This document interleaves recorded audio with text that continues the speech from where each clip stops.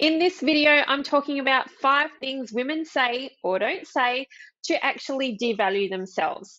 Now, this video was prompted by some feedback that I got sliding into the DMs after I released the video on how to set boundaries with your mother-in-law. You will find a link to that in the description below. And I wanted to really help people understand what happens when we make some of these choices and how can we actually lift our value up a little bit higher and do it with truth and kindness. Now, as we dive into this, I want to share a framework that might help you to decide which path you want to take. It comes from change management and it's called the Lewin's force field analysis. So what you do with that is you grab basically a situation or an option that you're looking at and you look at the impacts of if you follow through with that and the impacts of if you don't, which can be really helpful as you decide what path you want to take and what you want to say to hold your value and the value of others at a higher level. So let's dig in, and remember that if you would like to help me help more women speak up and stand up in business and in life, then feel free to hit that like and subscribe button so I can really power them up in terms of the words that they're speaking over themselves or maybe over each other. All right, so ready? Number one way that women tend to devalue themselves and what they say is basically they say nothing. Yes, that's right. Saying nothing is one of the ways that we can, unfortunately, devalue ourselves. Now, it's not to say that saying nothing is never the right choice. Sometimes it is actually a great choice to make, especially if things are heated and you really don't want to add more fuel to a fire. So that's where saying nothing can be a great choice. However, if you are seeing behaviors that are going on, whether it's in your workplace or family or somewhere else, and you are actually actively saying nothing because you are fearful of rejection or fearful that you might sound silly or whatever it is, so whether you're not putting your voice into a room, then think about what that's actually doing to your value as a human being. Saying nothing sometimes can mean that you are choosing to allow a behavior or a situation to continue. You are choosing to allow something to keep happening that may not be in your best interest or the best interest of someone else. Now, it doesn't necessarily mean that if you want to counteract that and speak up, that you have to take it on directly with that person. You may actually want to seek guidance or speak to someone else on how to handle the situation. So remember that you don't need to go straight into it. You can look for who else can be in your corner to help you tackle this conversation and speak up and be brave. So in the mother-in-law scenario that I talked about, it might be actually talking to your husband or your partner and really having a conversation with them around what's going on, how it's impacting you, and what approach do they think should be taken to really get some positive outcomes for all parties in a situation. Now, number 2, the way that we can say things that devalue ourselves is choosing gossip versus choosing guidance. Now, gossip might just be where you're going and you're having a vent about an employee or a friendship or even your husband or a relationship or whatever it is, and you're not actively seeking to improve things for yourself or for someone else. I know I've personally been on the receiving end of gossip and it's not very nice. I've felt really terrible as a person. It's made me not want to speak up. But it is really important to look at how you get guidance to handle that situation and how you can actually really consider the impact of your words.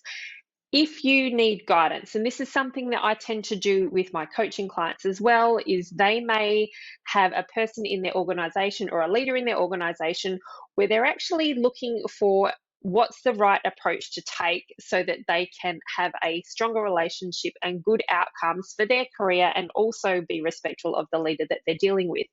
Now, there are different approaches to take. I'll drop a link to a resource below from a HBR article around the 5 different types of leadership styles. If you want to have a look at that, it might help you.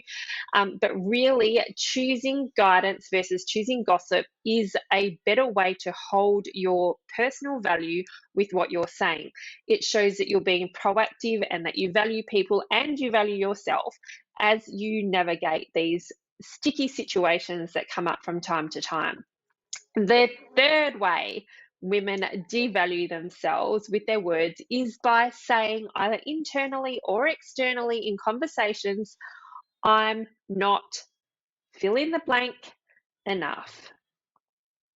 I'm not smart enough, I'm not experienced enough, I'm not qualified enough, I'm not thin enough, I'm not curvy enough, I'm not old enough, I'm not young enough, I'm not pure enough, I'm not worthy enough, I'm just not enough. Now, those are unfortunate things that we tell ourselves. They may actually garner us some sympathy from people. They may actually allow us to have a little pity party, which, don't like, try not to get there, because what we speak does tend to become our value. So it's so important to catch those thoughts, challenge them and change them so that you can hold your value, because you are enough, you are smart enough, you are worthy enough. And really think about how you can really value yourself instead of discounting yourself with how you're speaking to yourself or to others. I know that if I heard a friend of mine say that, my response would be, don't speak about my friend that way. I think she's pretty awesome, and I'm really good at choosing awesome people in my life. So let's have a look at how you are enough. Now, if for instance you've forgotten all the good things about yourself, then I want to remind you that there's this great tool called Strengths Finder. It actually helps you to understand your top 5 talents, and it really is important that you take your gifts, whatever they are, and use them with the world, because something that's easy for you to do or that's easy for you to create and put out there may not be easy for someone else, and I guarantee that they probably would really appreciate you using your gifts to make this world a better place. So you are enough, and just please believe that about yourself. You are enough. So remember to say those things. You are worthy enough, you are smart enough, and discounting you and your experience does not help the people who need your help. So be brave with your stories. Now, number 4 is women who can devalue themselves by saying what I would call friendly falsities. Now, this is where there can be too much kindness and not enough truth, and we fail to set really good boundaries. This can be even with our children. For example, this used to be something that I did until I really caught myself and owned it as a mum, where it would be things like, I really want you to have I really want you to have all of these like great experiences in life, right, for my kids. So I really want you to go to this party.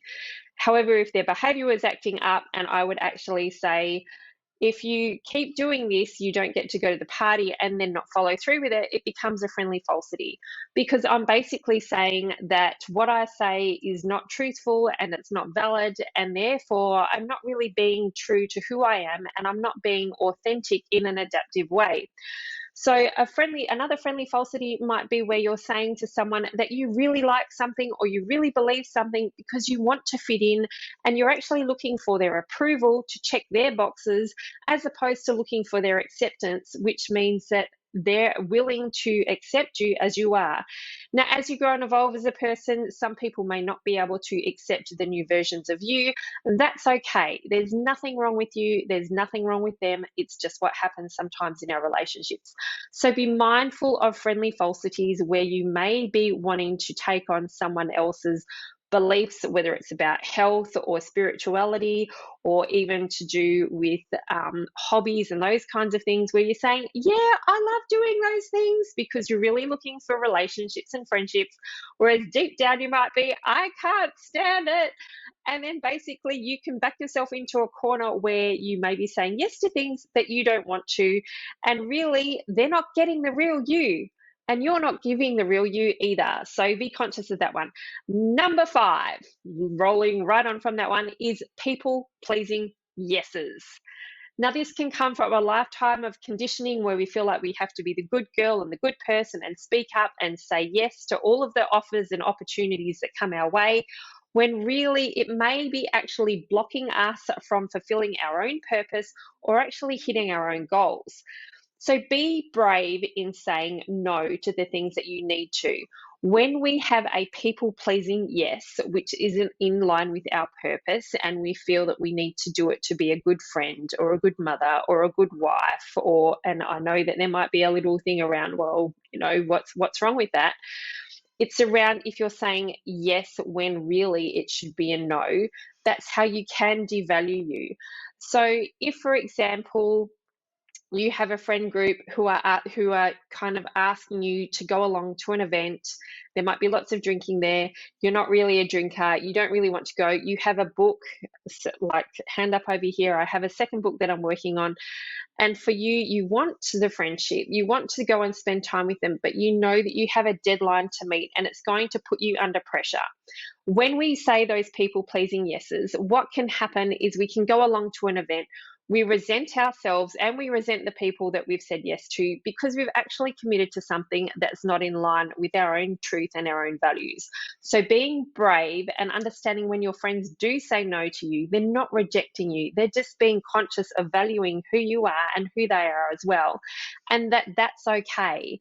I know I have friends in my circle who are brave enough to say no to me. And you know what? No's aren't always great to hear, but I really love that they feel comfortable enough to do so. And I completely respect them for that. Because if I didn't, I wouldn't be truthful to what I say and what I stand for either.